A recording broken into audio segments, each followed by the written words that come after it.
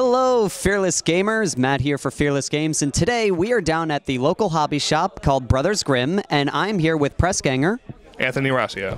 Now, if I'm correct, you are a press ganger for Privateer Press? Yes, not a pirate ship.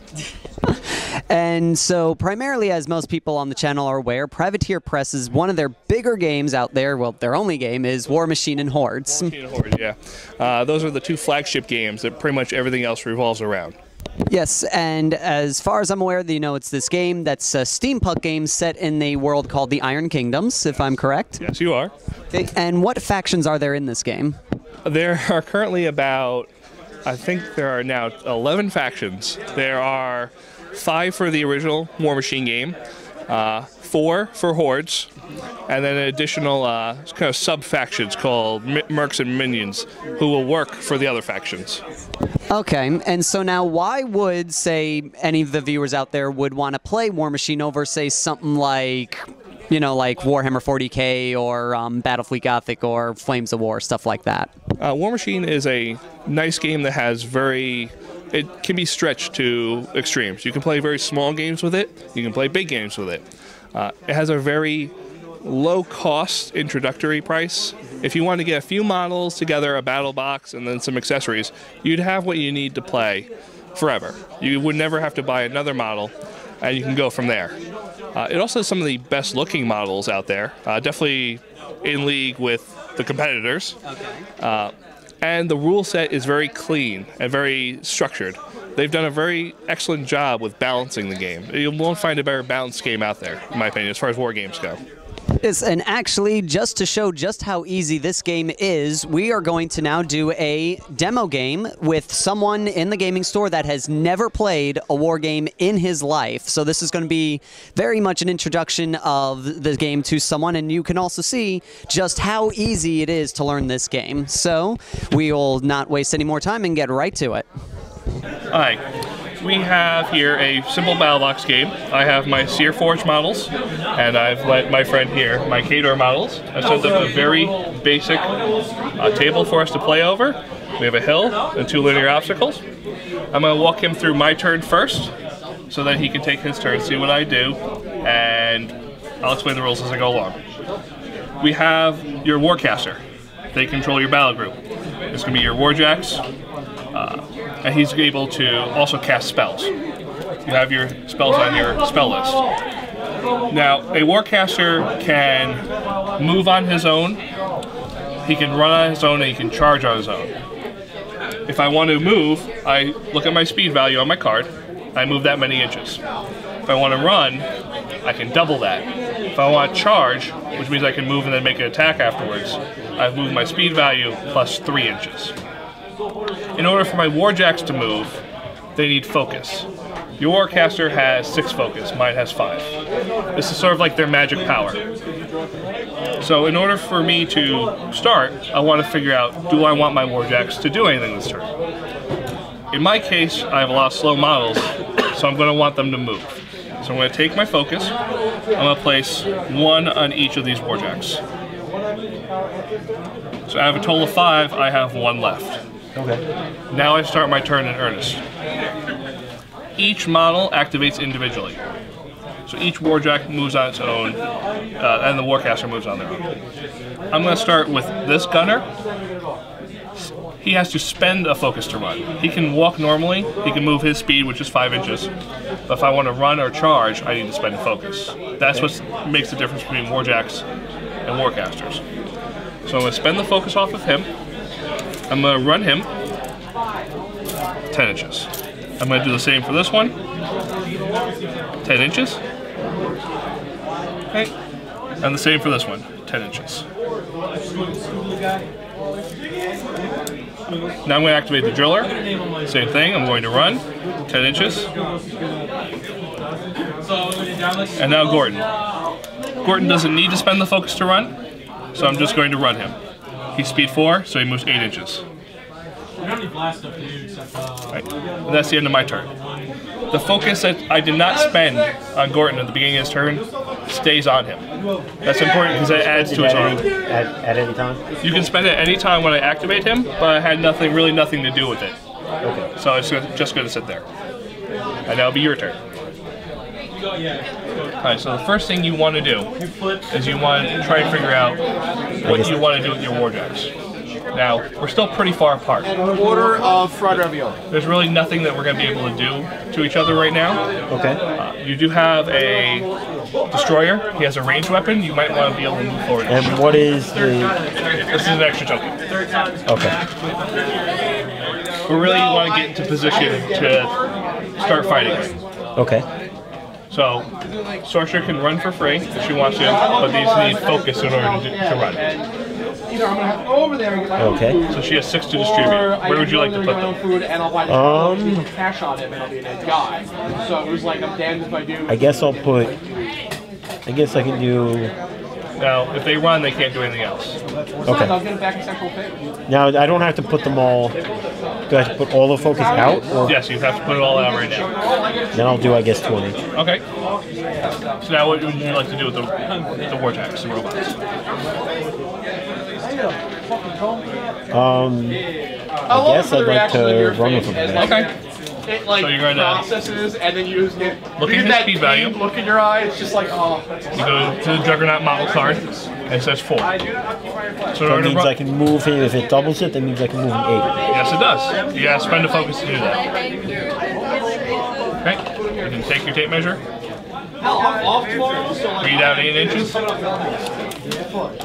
Where do you measure from? You measure from the front of the base to the front of the base. Okay, so front of the base to front of the base. So going like that, kind of? Yeah, you can. There's a little click there if you want to click it. This is mine, actually. I guess kind of, and then just moving it like... Yep. Whoops. Hold on. I'll get it. Yeah.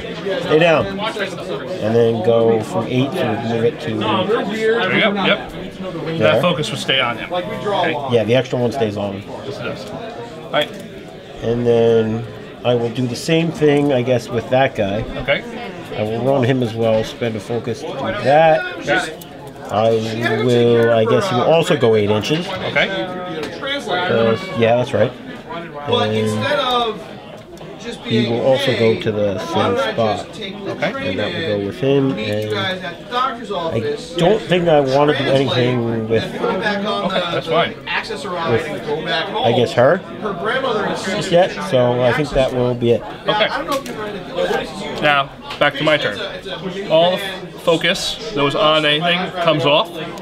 Goes unused. He gets the 5 back, and then I have to distribute again. So, I kind of want to see if I can charge you this turn. So what I'm going to do is I'm going to put 2 focus on him, and I think I want to soften you up with some shooting. So, I'm going to tell you the next part of the game, which is boosting. Okay. I'm going to put 2 focus on each of these guys. I'm going to leave 1 on Gordon. Now, if I use a focus on a warjack or a warcaster, I can boost a roll. Normally, when you make a attack roll, you use 2 dice. Okay. When you boost the attack roll, you use 3. That increases your chances. Obviously, higher numbers are better. So, what I'm going to do... What's that? How many can you? You can boost 1 per focus. So some models have special abilities where they get extra boosts or they boost automatically. For example, when you charge, you automatically get boosted damage. You automatically get that extra die. But what's the maximum you can do at any given time? It's only it's 1 boost is 3 dice. Yeah. You can't keep adding focus to add more dice. It's 3 dice max. Okay. So I think I'm pretty close to Sorsha. So I'm going to move forward 5 inches. And I'm going to try and shoot her. I look at, when I try and do a range attack, I look at the little cannon symbol, the little gun symbol on the card, and I read the range. Range is 12. So he's looking at this Right. little gun picture, range 12, on range 12 on his card. Okay. So I'll measure from the front of his base to Sorsha, 12 inches, and I'm out. I miss. That focus stays on there, it's wasted. Since I know that's now 12 inches, I'm going to try and shoot something closer. I'm going to move forward with him. And I'm going to try and shoot him. Range 12. I'm in. The destroyer is defense 10. I have a range attack value, or RAT, of 6. I do the difference in the math that says I need a 4 to hit you.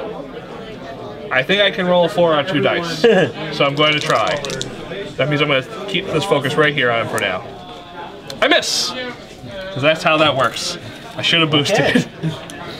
Alright, right now I'm in a pretty bad position. I don't like the Juggernaut being there. He's very scary. He's got a very strong axe, so I'm going to try and charge him with my driller. Speed of 4 inches, plus 3 because I'm charging. I have to spend the focus. 7 inches, out. That one focus stays there, wasted. Alright, so I've overextended myself. I've put myself in a bad position, so I want to consolidate now. I don't want you killing my caster just yet. So what I'm going to do is I'm going to move him 5 inches. I'm going to move Gorton up here. If you cannot see or draw a line of sight, which would be a straight line from any part of your bases to my base, you can't see my character. Right. So right now I feel like he's pretty secured, even though I'm in a pretty bad position.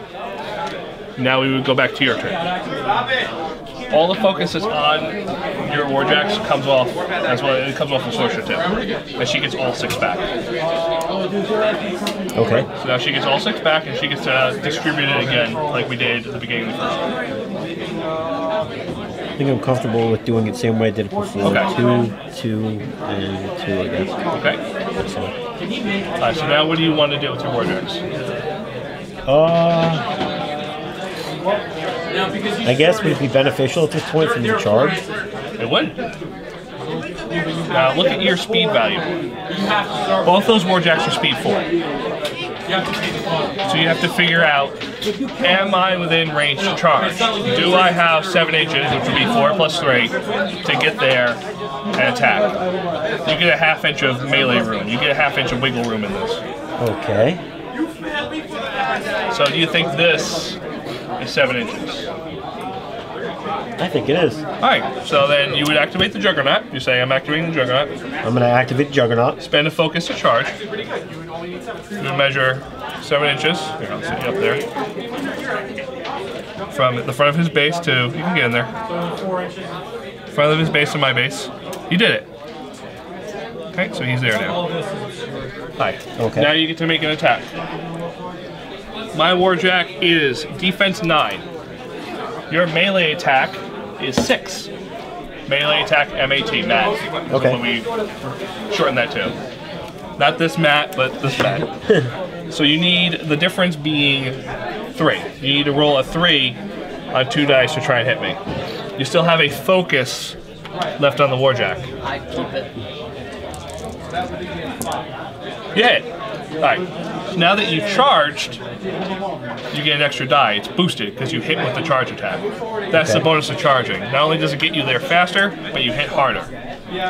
So now you're going to roll 3 dice. And what am I? Plus the power and strength of the axe on the Juggernaut. It's power strength 19. Right. Axe. Right there. Oh, see, right there. Okay. Power and strength 19. So now I have to roll a 19. No, that's what you were adding to this dice roll. You didn't compare it to my armor. My armor happens to be 19. So basically every point over is damage on me. Okay. So whatever you roll is damage. Whatever you're going to roll on me is damage on me. Okay. Not bad, 11 damage, that's average. Alright, now Warjacks work a little differently than Warcasters, so you have to figure out where you hit me. So you pick up one of those dice, or actually, we'll do a different colored die, so we know which one. And you're going to roll location. That's going to tell me which column I'm going to put the damage in. Okay.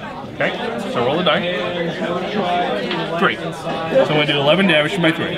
2, 3, 4, 5, 6, 7, 8, 9, 10, 11. Alright, good.